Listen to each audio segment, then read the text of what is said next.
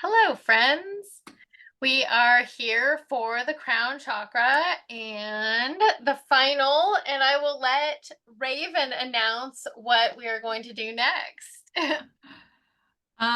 So we are thinking of doing kitchen herbs next. Yes. We've talked about some other options, but I think that's kind of what we landed on, right? And so not just herbs, but like fruits and all kinds of stuff. Spices, yeah, Spices, all yeah. sorts of fun stuff. I was looking over the things that we hadn't done, and it was just like filled with all those like herbs. I'm excited. I think that's Yeah. that's gonna be perfect. I think that's gonna be a good one. Me too. So let's get cooking, good looking. Let me share my screen, which is somehow now not up there, which is hilarious. So hold on. I love it. And I can't minimize. Let's see. Okay. Let's see. What am I going to do? Let's see if I can share. Maybe this will work. Let's see. There we go. Can you see it? Yep. Yeah, All you're right. good. Perfect. Okay. So, crown chakra herbs. Here we are, and sahasrara.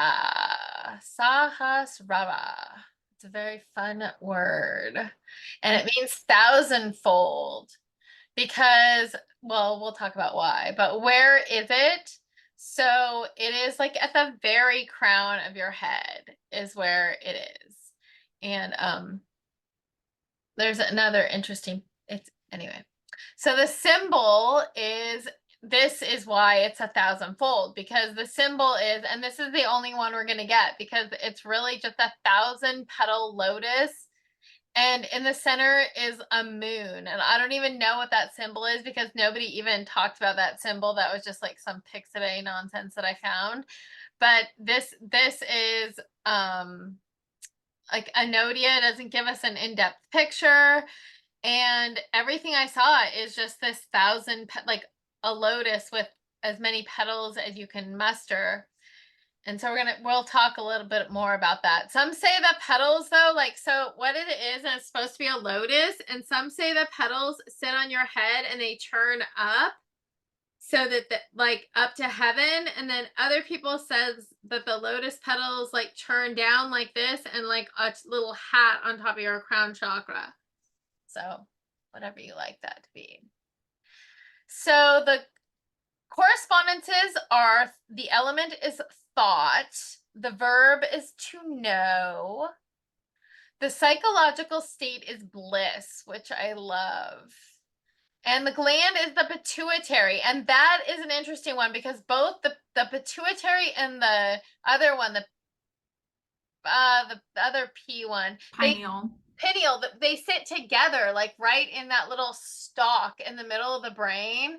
They're like very close to each other in that little stalk area. So that's where it is.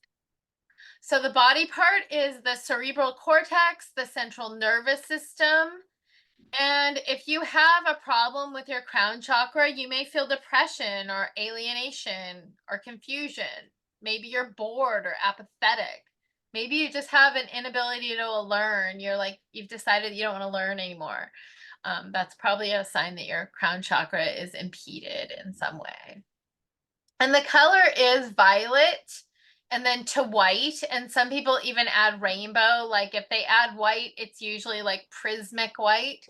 So the vowel sound, and I love this vowel sound because this is one of my most favorite things about the way you talk, is that you Me?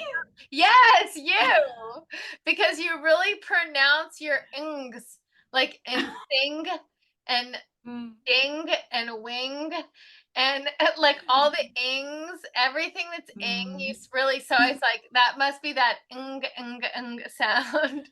I'm very connected to my crown chakra. Exactly, you must be.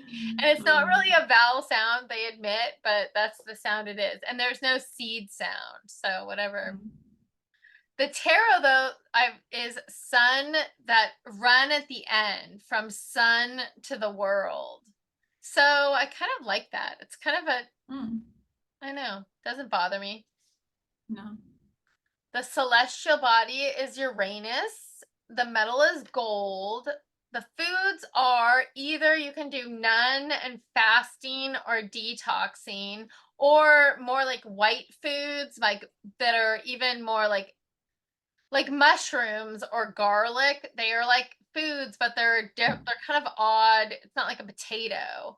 It's like they're like Mhm. fungi, and like this like garlic is like the one of the only like herbs or foods that's like found in all the phases of the moon is garlic. So it's an interesting one to have there.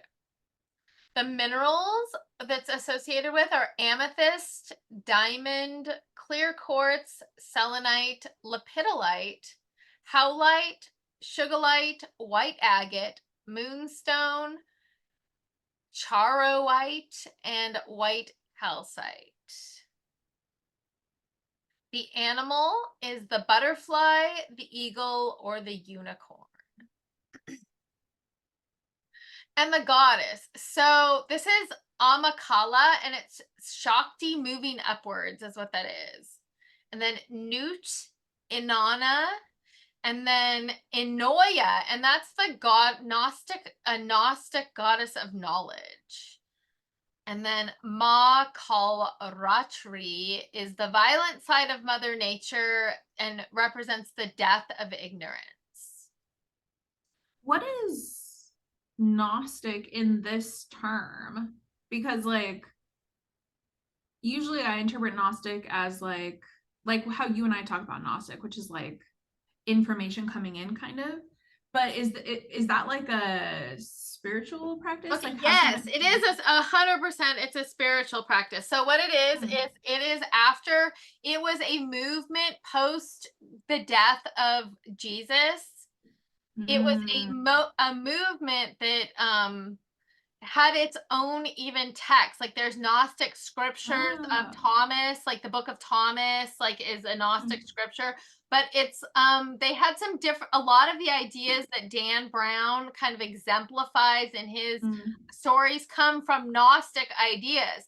The idea that Um, Mary was the head of the whole group of them with Jesus is like, because there's a book of Mary that's a Gnostic book, even though the right. Gnostics weren't especially they weren't, I don't think that they were especially known for being like women positive Mm. necessarily. So I don't Mm. really, but Gnosticism is a movement unto itself as well. Okay.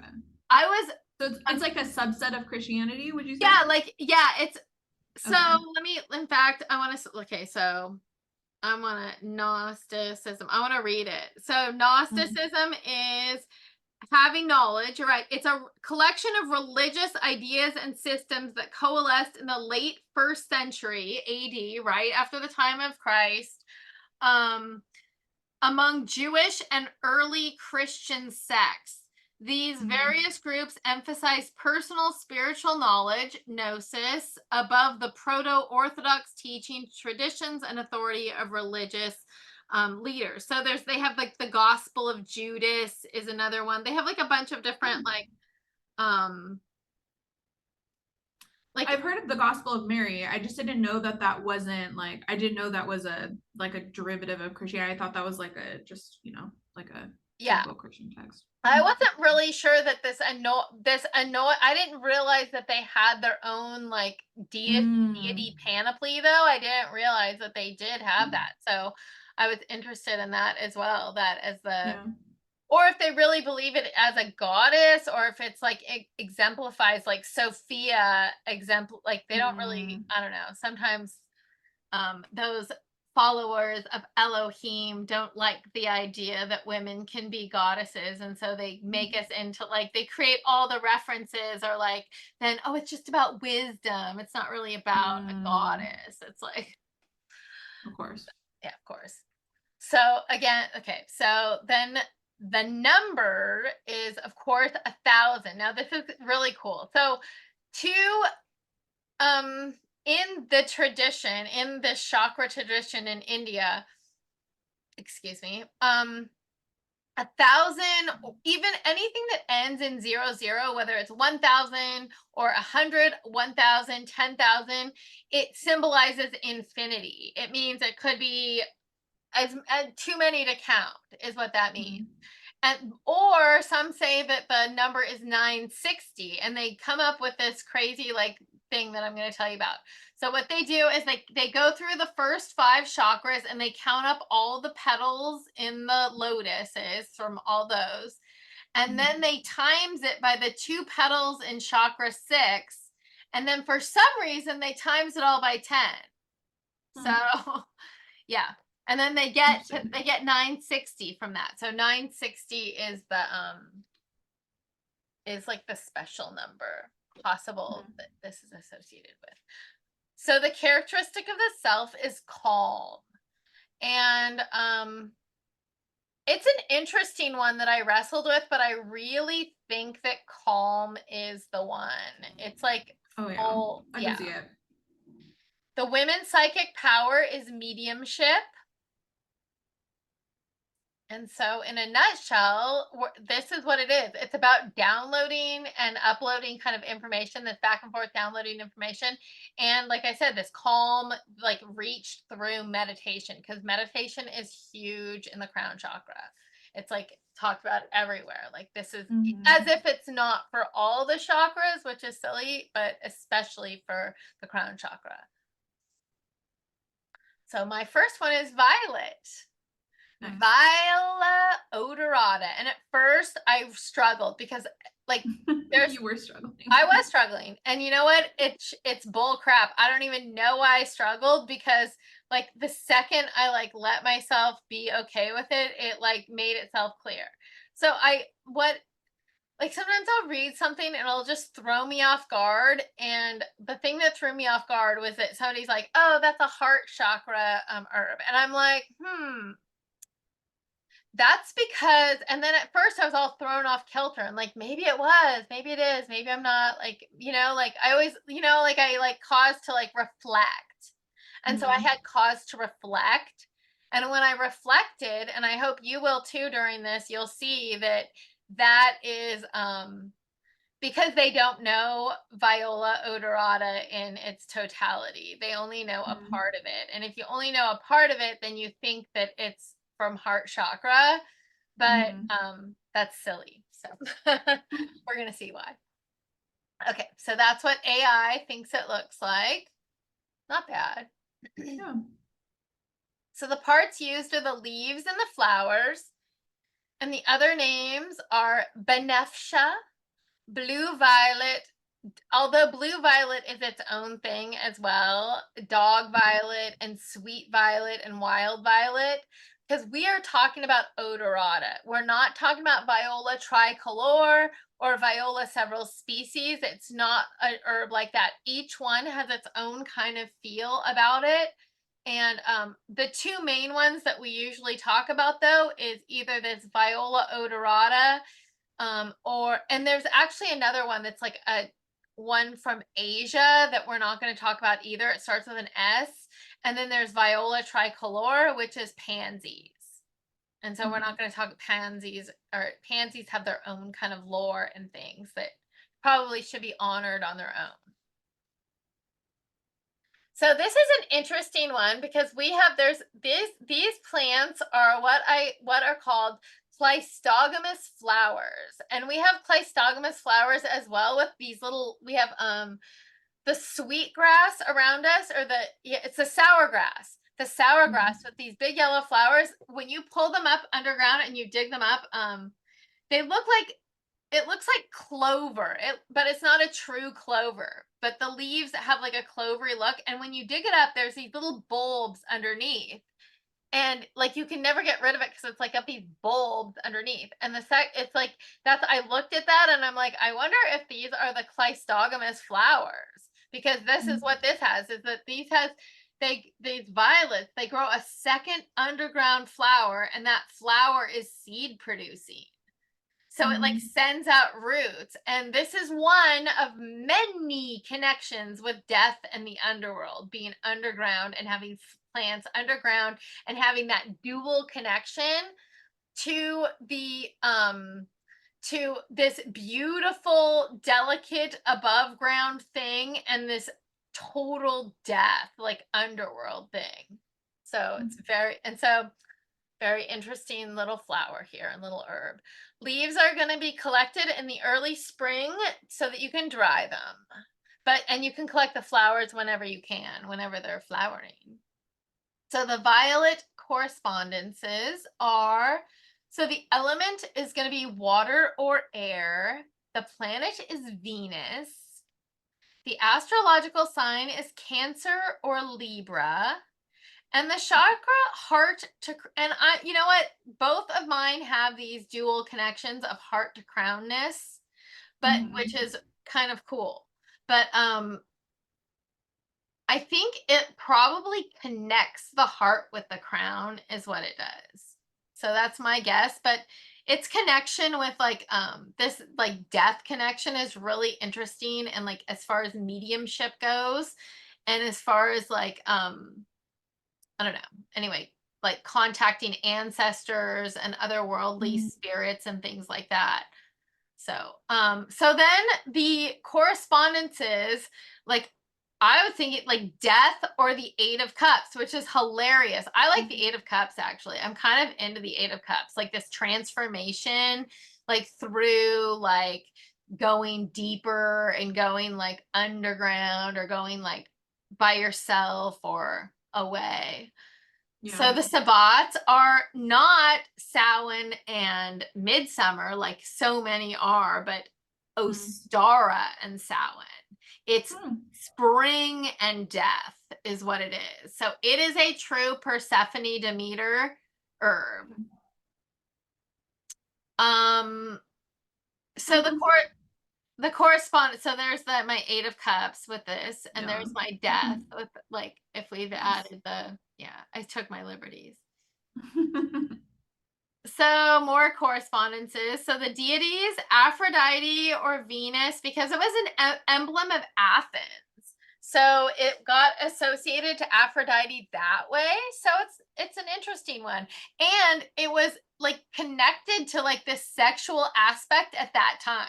So it used to have like this really like I said, this like maideny, sexually like vibrant, like spring fertility, and also this like death thing going on like concurrently in and we'll talk about it more in Greece, but this was pre-Christianity, because Christianity adds layers of oddity. We're gonna look at that. So it's also connected with obviously Demeter, Persephone, and supposedly Persephone was even gathering violets when she was approached by Hades, either for a love connection or a rape. You be the judge. The duality. Exactly. So Cybele or Cybele, I don't know how you say it. How do you say that? Cybele? Yeah. I Yeah. guess. So Attis was her son, and he killed himself because of his mother. And supposedly the first violet sprang up from the spilled blood of Attis. And then it's connected to the Fae, mostly because of Shakespeare. We're going to talk about that pretty much in depth as well. It's also connected to Io. So viola is like the root of like Io, the word, and viola are like, they're the same word. And so Jupiter supposedly turned Io into a cow to hide that he was screwing around on Juno. And so then he like caused violets to come up so that Io wouldn't perish. How kind of him. So nice. And then Mary, and we're going to talk about more about this. So supposedly this is another, I love this one. They supposedly sprouted when Mary was first told by the angel Gabriel that she was going to have Jesus. So the connections between our herbs like every week is so hilarious to me. I don't understand. I love it. So then there's this huge connection to violets and the LGBT plus community. Okay, a huge connection, and like so big, so big. So it starts way back with Sappho on the Isle of Lesbos in 630 to 570 writes this and we're gonna read it. And you, Dika, put lovely garlands round your hair, weaving together slips of anise with gentle hands, since the blessed graces look more to the flowerful, but turn away from the ones without garlands. No grove, many crowns of violets, roses, and crocuses, together you set before more and many scented wreaths made from blossoms around your soft throat. With pure sweet oil you anoint me, and on a soft, gentle bed you quenched your desire. No holy sight we left uncovered. So like that's from scraps of paper like this, like this is but they talk about violets. And then also in the LGBT community, they use Tennessee Williams uses Mrs. Violet Venable in Suddenly Last Summer. Violet is in the lesbian cult classic movie Bound. The Violet Quill was a writing group in New York in the 1980s that consisted of 7 gay famous writers. In the 1926 play The Captive, violets are given from one woman to another to symbolize lesbian love of women. So also Shakespeare talks a lot about these violets. So in the 12th night, he says, if music had a dying fall, oh, it came o'er my ear like the sweet sound that breathes upon a bank of violets, stealing and giving odor, enough no more. And then Love's Labor Lost, there's a whole song to spring that's, I think it's a sonnet. When daisies pied and violets blew and lady smocks all silver white and cuckoo buds of yellow hue do paint the meadows with delight. The cuckoo then on every tree mocks married men, for thus he sings, cuckoo, cuckoo, cuckoo. O word of fear, unpleasing to a married ear. When shepherds pipe and oaten straws and merry larks are plowmen's clocks, when turtles tread and rocks and daws and maidens bleach their summer smocks, the cuckoo then on every tree mocks married men, for thus sings he, cuckoo, cuckoo, cuckoo, O word of fear, unpleasing to a married ear. Nice. And then A Midsummer Night's Dream. This is where the fairy thing comes from. This is a quote from a fairy. I know a bank where the wild thyme blows, where oxlips and the nodding violet grows, quite over canopied with luscious woodbine, with sweet musk rose, with eglantine. And then from Hamlet, that takes on a completely different tone here. There's fennel for you and columbines. There's rue for you, and here's some for me. We may call it herb Graco Sundays. Oh, you must wear your rue with a difference. There's a daisy, I would give you some violets, but they withered all when my father died. So then we're going to go into the lore and the stories and the cultural import of the violet. European Middle Ages features the violet. So this is an interesting thing that's an important piece of magic that happened. So Duke Leopold in 1198 to 1230, when he was alive, he would send his court to look for the first violet of the season on the banks of the Danube, because it was believed that the first violets could cure an illness, they could grant a wish, they could protect from the evil eye, and they were good for an entire year. So then in Greece, violets were super important, like we've kind of discussed already in Greece. So they play an important role in Greek and Roman deity stories. So they, Aphrodite and Venus, we talked about, Demeter and Persephone, Cybele, Io. It's symbolic to Athens. and it's mentioned by Homer and Virgil, and it's in all those things, those like medical textbooks. I didn't even write it down there, like the Dioscordias, all Mm. those like all those goodies that are, it's violets are in there. So, but it's the first recorded sale of fragrant like viola odorata is in Greek agoras, like open air markets. And then there's more stories. In England, violets play a role. So there's a story about King Frost, who rules over the underworld and keeps the land cold and wintry. And King Frost married Violet, his young bride. And because he married her, he was so grumpy and nasty and kept the world all wintry because he was all nasty. But when he married Violet, he became happier. And then he decided that he was going to ease up a little in England and give people 6 months of better weather, more mild months than they were before. And when his love, Violet, wanted to visit her family, he permits her once a year, but she has to dress up as a flower and can only go out when the violets are in bloom. So sweet. So in France as well, it plays an important role because of Napoleon. So Napoleon had a special love for violets, and he gave them to Josephine, his wife, and they were at his wedding, and Josephine at his wedding, and then when she died, he put them all over her grave. And then afterwards they became a symbol of like between him and his comrades, like when there was spying going on or whatever, that was like the way that he would know if they were telling the truth, because it was like a secret symbolic word that he would use to determine if these people were loyal to them, if they knew that about the violet.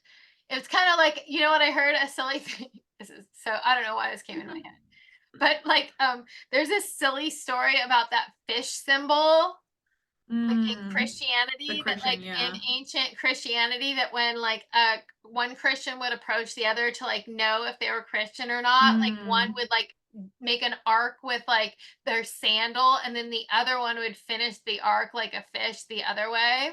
I don't know if that's true or not. It's probably just a fairy tale, but I've heard that too.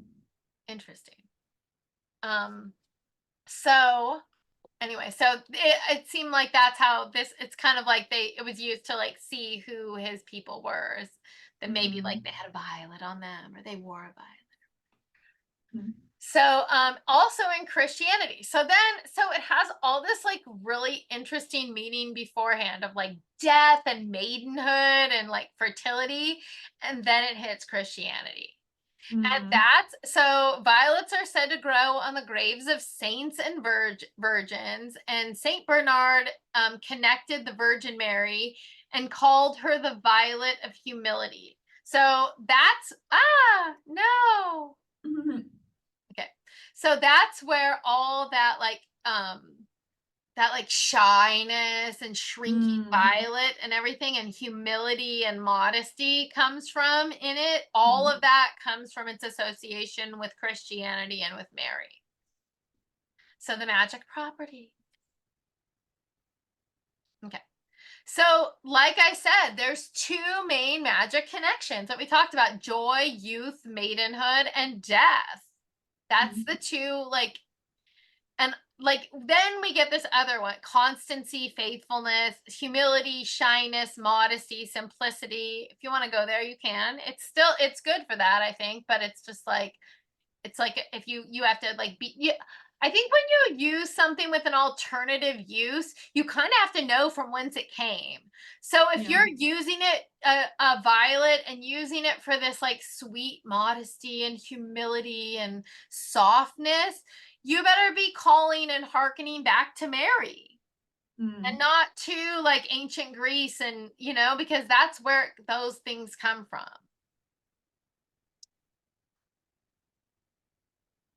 So it's also especially connected to women. It's a woman's like most, come on, all plants are not even. Yeah. Okay, so it's supposed to move stuck things too.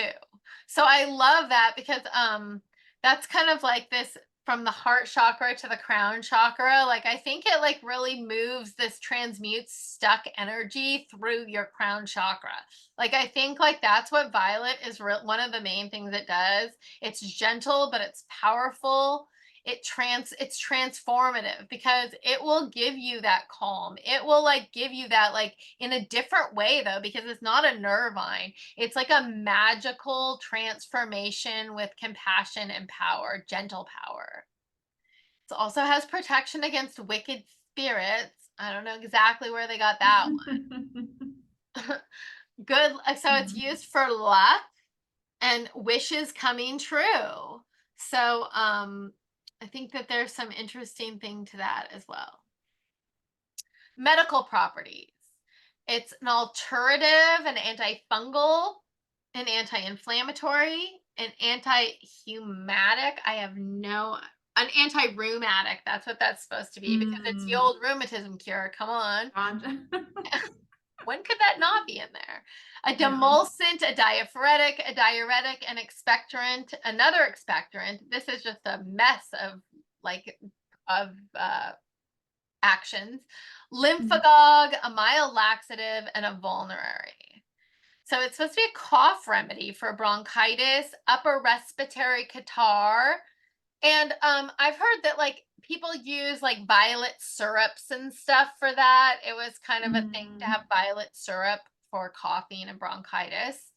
Also externally, it's used for eczema and skin conditions. Obviously, like I just alluded to, ye old rheumatism cure.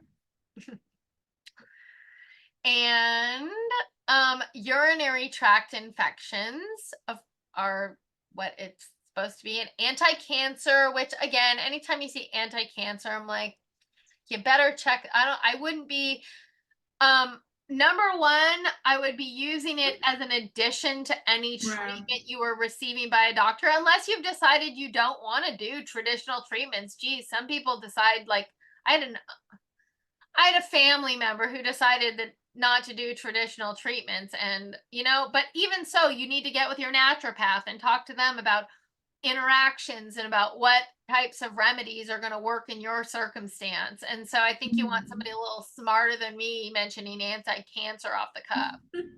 Just saying. Okay. Yeah.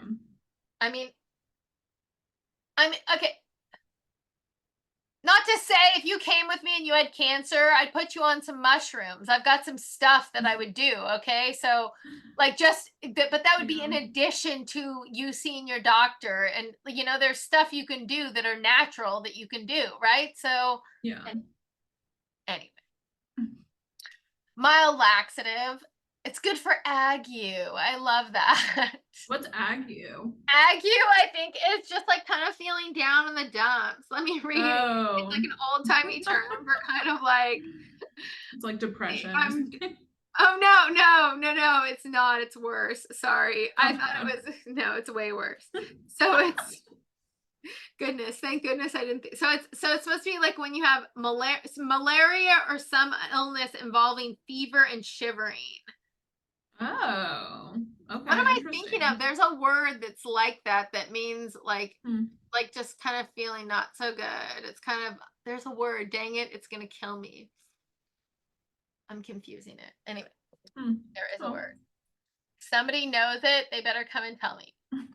Okay, so it's supposed to be used for epilepsy and headache. And then the roots, we don't use them very much because it's a strong emetic. Like, Hmm. so you probably don't want to use it. A blood purifier for internal ulcers. If you have internal ulcers, another thing. Exactly. Yeah. I'm We have just, stuff for like headaches and like period pain. exactly. We're not Like these talking about like And these are old. We're giving you everything, of course, because we're yeah. taking this from old timey places. Kloss, Grieve, all the Yeah. Culpeper, all these old timey resources.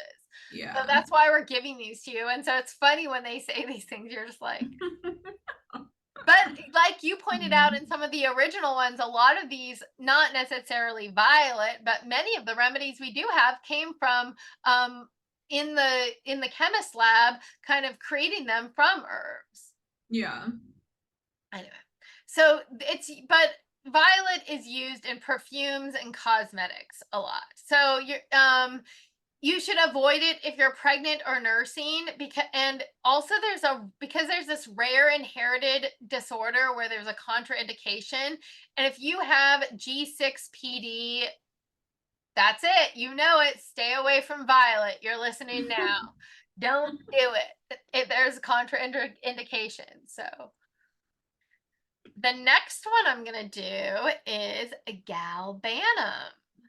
And galbanum is Ferula gummosa.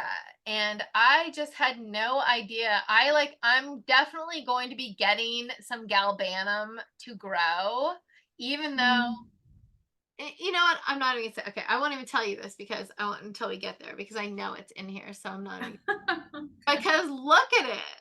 Look at how rad Mm. it is. Like, I'm so obsessive. Look at that's AI. And then this is like the Wicca Commons or whatever. Like, I don't have this Mm. in my thing, but I like wanted to see what it looked like. It looks like a larger yellow Queen Mary's lace I know. It's or rad. Queen's lace. It's Yeah. super rad. So the parts used are the resin and the root. And you get the resin like off the bark of it. It's like off the Mm. stem. It gets like all resinous and crusty. Mm. Other names are berege and quasni. And the plant info is that it is a native to West Asia. So central Iran, Turkey, southern Russia. And you know what? It's probably very close to our weather, actually, like in Southern Mm. California. Because in Baghdad is actually like I think the exact same latitude as Southern California. Mm. Yeah, so I think like we've got some very similar, we don't realize that we're like in line. But I think like we run right through Iran, like our latitudes are the same in Southern California. So maybe I could grow it. Gives me hope for growth. Good. Yeah. And the species is a hermaphrodite. So it has both male and female organs, and it's pollinated by flea fly flow flums, which is kind of gross, but maybe not. Mm. Maybe